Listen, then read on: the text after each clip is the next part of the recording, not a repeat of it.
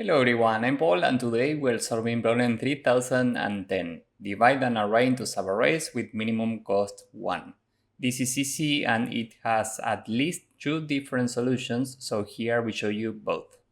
We are given an array nums and we need to divide nums into 3 disjoint contiguous subarrays. In case you know what a subarray is, it's a contiguous selection of elements. So if we are given this, we can take a subarray with these 2 elements or with these 2 or with these 3, but we can't take a subarray with these 2 elements because they are not contiguous.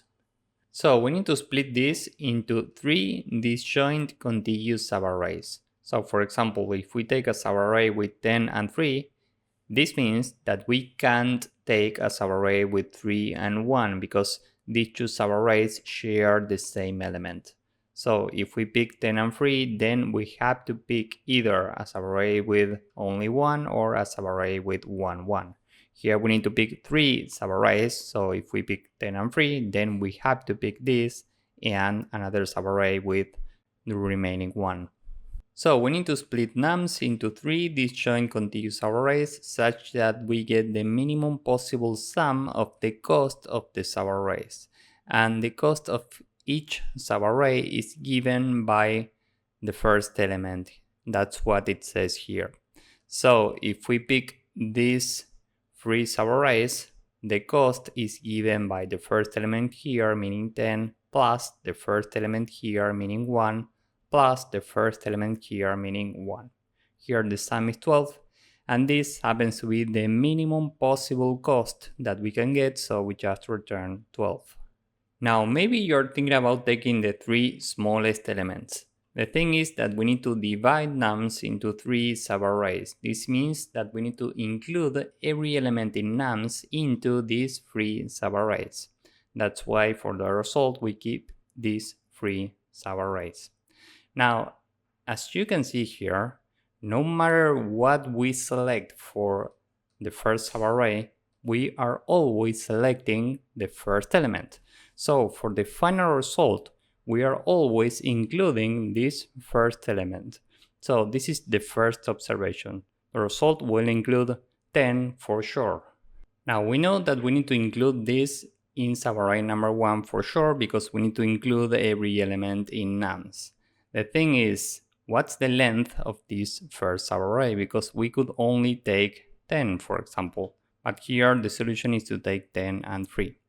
So we will say that for the next elements, after this first one, we are keeping the 2 smallest elements. Here the 2 smallest elements are 1 and 1. So we add to the result 1 and 1. That's how we get 12. Why? Well, because these 2 smallest elements will tell us what's the perfect starting point for the next 2 subarrays. In this case, this is the perfect second subarray and this is the perfect third subarray. So this is our final distribution. And with this in mind, I'm sure that there are a few different solutions. Here we show you 2. For the first solution, what we can do is take the first element, we add this to the result, and then we need to take the 2 smallest elements in the remaining elements. So what we can do is take a subarray from index 1 up to the end of the array and sort this. So after sorting we get 1, 1 and 3 in this example, and from here we can take indices 0 and 1 and add these values to the result. So here we add 2 and that's how we get 12. Time complexity for this will be big O of n log n because we need to sort this. Well, first we are taking this array. This requires big O of n, and then we need to sort this. This requires big O of n log n, and space complexity here will be big O of n because that's the required space for sorting in Python. So now let's go with the code for this first approach. First we say that the result is the first element, and now we can take a substring. We will say that nums is equal to nums from index 1, and now we can sort this, nums.sort, and finally we can return result plus nums0 plus nums1. So this is the entire code. Now let's submit this. As you can see, this works, but we can make it slightly more efficient. Now let's go with the second approach. We can solve this without sorting by keeping track of the two minimum values except for index 0. So we can iterate every number here from index 1, and we will have two variables, minimum 1 and minimum 2. These are equal to positive infinity initially because we are looking for minimum numbers. So it makes sense to start from a very big number.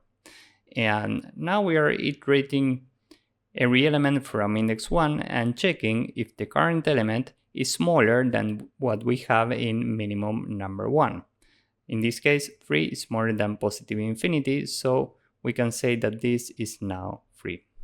Now the I pointer is here and 1 is smaller than 3, so what we can do here is to move this 3 to minimum number 2 and update this value to the current number, which is 1. Now we are here and the current number is equal to minimum number 1 but smaller than minimum number 2. So what we can do here is go directly here to minimum number 2 and change this to the current number, meaning 1. Now the I pointer is out of bounds, so we return the first element in the array, 10, plus minimum number 1, meaning 1, plus minimum number 2, meaning 1, and that's how we get 12. And by doing this, we are solving the problem in big O of n time complexity because we are iterating every element in the array, and space complexity is big O of 1. So now let's go with the code for this second approach. First, I will comment this up here. This is the previous solution. And for this solution, we can say n is the length of nums. Minimum number 1 is initially positive infinity. And the same goes for minimum number 2. This is infinity. And now we are iterating every index from index 1. So from 1 to n, we are checking if the current number is smaller than minimum number 1. First, we need to update minimum number 2 with whatever we have in minimum number 1. And now we can set minimum number 1 to the current value. Now, else if nums I is smaller than minimum number 2, well, here we can update minimum number 2 directly. So this is now equal to nums I. And finally, we can return nums at 0, meaning the first element, plus minimum 1 plus minimum 2. So this is the entire code for this second approach. Now let's submit this. As you can see, this also works and it's very efficient. So if you found this useful, please drop a like, subscribe, and see you in the next one. Bye bye.